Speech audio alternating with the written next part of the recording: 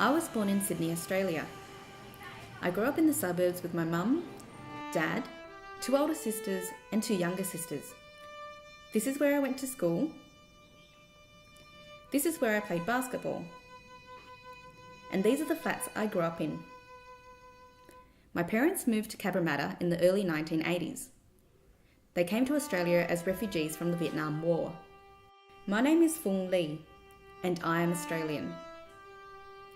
At school, there was the phobby group that either recently came to Australia or that just couldn't speak English without an Asian accent. They often spoke Vietnamese or Chinese at lunch. I never really sat with them. They were too Asian. I sat with the other second generation kids.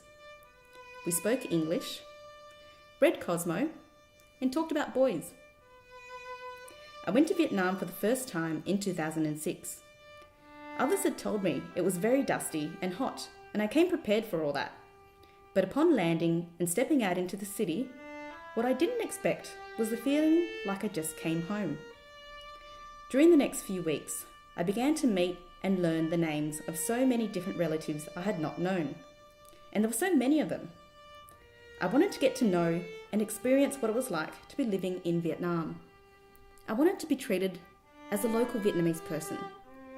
I wanted to be accepted. Since coming back to Australia, I've been struggling with defining my identity. Am I Australian or am I Vietnamese? What am I and what do I want to be? I've been trying to work on my Vietnamese reading and pronunciation, but having moved out of home, I no longer have the opportunities to practice. I've been trying to encourage my 2 younger sisters to get to know their cultural heritage by learning how to read and write Vietnamese, but they're not interested. Lately, I've been learning to cook Vietnamese food with my mum and auntie, encouraging her to tell me about our family history.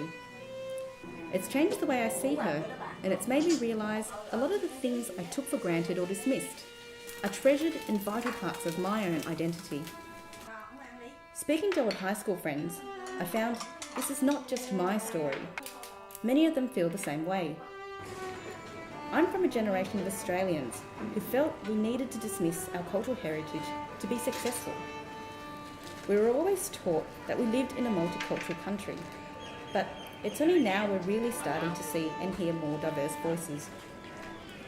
My name is Phuong, and I am Australian, but I'm also Vietnamese.